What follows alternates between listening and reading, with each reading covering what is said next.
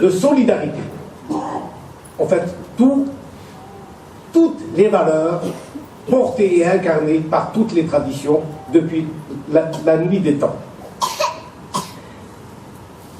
Nous sommes aujourd'hui au seuil, et je le pense profondément, au seuil d'une humanité naissante.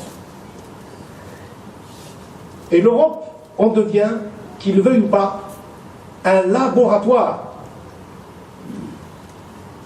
par les flux migratoires, par le métissage des idées, des religions, des traditions, des cultures. C'est indéniable. La Suisse d'Ilia, que j'ai connue en 1969, encore enfant, n'est pas la Suisse d'aujourd'hui. Quand on se promenait à Genève ou à Lausanne, on voyait très peu de visages qui n'étaient pas des visages blancs. Il faut le dire. Mais aujourd'hui, qu'on soit en Suisse ou en France ou ailleurs, dans toute l'Europe, aujourd'hui coexistent des cultures, des races, des religions différentes et qui doivent apprendre à vivre ensemble, à bâtir un monde pour eux et pour leurs enfants. Et pour cela, d'abord je m'adresse à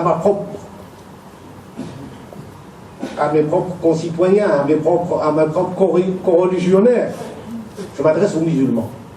Est-ce que nous, les musulmans, nous sommes prêts à nous intégrer et devenir une composante de cette Europe, de ce monde en plein changement? Est-ce que nous sommes prêts à devenir une composante? Parce qu'entre composante et communauté, il y a deux mondes. Parce que aujourd'hui, si avant les communautés pouvaient vivre, parce qu'ils vivaient dans des espaces géographiques, avec des traditions, avec des mœurs et des coutumes, dans un environnement, dans un langage qui était limité. Ils parlaient la même langue, ils priaient de la même façon, mais dans un monde qui est en perpétuel changement et même de bouleversement. Comment garder ma spécificité, comment garder ma tradition, comment garder mes racines, tout en m'ouvrant à l'autre, en l'acceptant comme un autre moi-même, comme un miroir qui me réfléchit, qui réfléchit mes qualités et mes défauts, qui me permet de connaître ma propre tradition. Il me permet au fait de me connaître qui je suis. Et là est tout le problème. Parce que cela commence par une éducation d'éveil. Éveiller et nourrir les consciences afin qu'ils s'acceptent mutuellement et qu'ils puissent tirer de ce rapport, de ce lien, un vivre ensemble capable de pouvoir sauver l'humanité de sa propre destruction. Les maîtres nous parlent des lettres. Et effectivement, ils ont raison. Les lettres, si nous revenons aux lettres, les lettres, chacun de nous est une lettre. Parce qu'il est, il est soi-même un être exceptionnel.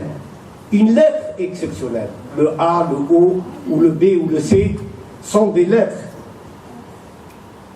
Mais ces lettres restent inopérantes. Elles n'agissent que quand elles s'acceptent de se relier pour former le mot, qui lui-même à son tour, en acceptant d'autres mots, forme la phrase, qui elle-même forme des paragraphes, qui eux-mêmes forment un livre, et qui eux-mêmes forment et nous donnent sens à notre humanité. Oui, le mot amour est un ensemble de lettres qui se sont acceptées pour pouvoir nous donner du sens, pour nous pouvoir donner l'aperçu de ce qu'on ressent, du sentiment qui est en nous, que ressent notre cœur vis-à-vis d'un être, vis-à-vis de nos enfants, vis-à-vis des choses qu'on aime. Mais le mot amour, lui-même, n'aime pas la solitude. Et pour se découvrir lui-même à lui-même, va obliger l'alphabet d'écrire un mot aussi contradictoire et aussi opposé que lui, c'est la haine. Et amour et haine vont s'équilibrer, vont se construire de telle façon pour donner encore plus de sens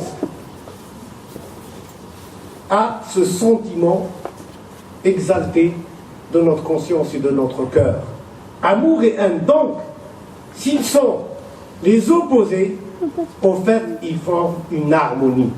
Et en cela, nous devons prendre l'exemple de ces lettres qui s'additionnent et qui se conjuguent pour donner du sens,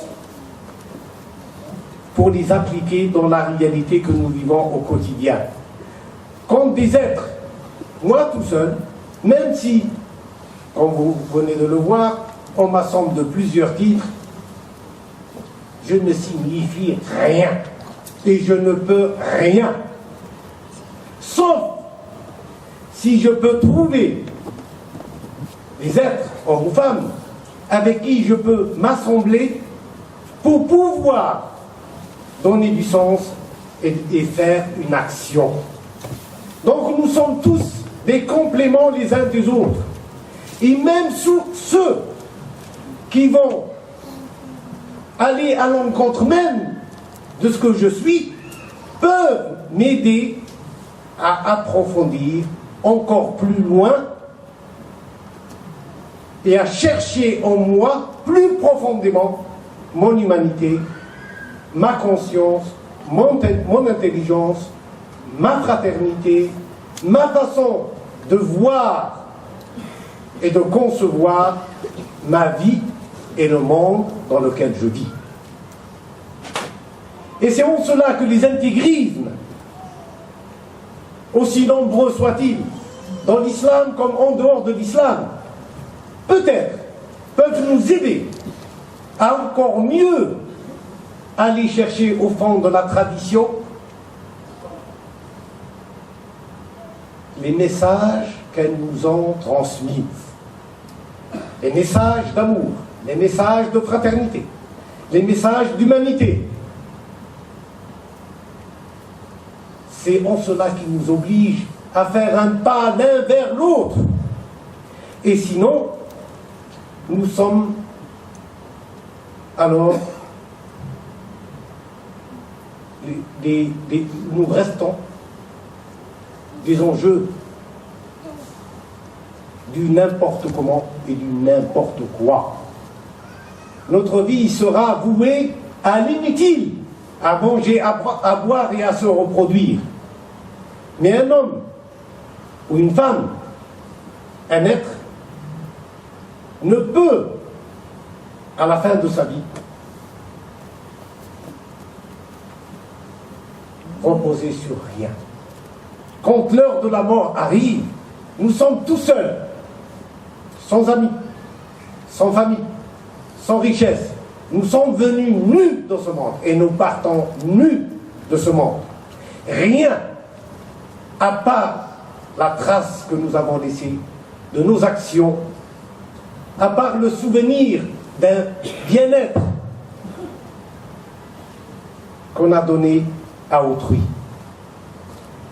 C'est en cela que la spiritualité vient nous aider à transformer notre égoïsme en quelque chose de positif.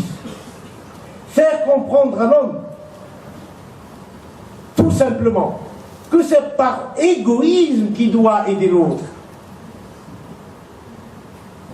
Puisqu'il ne peut pas concevoir qu'il peut aider l'autre par l'altruisme. Alors par égoïsme, aide l'autre parce que c'est mieux pour toi, tout simplement. On est dans l'autre. Cela te permet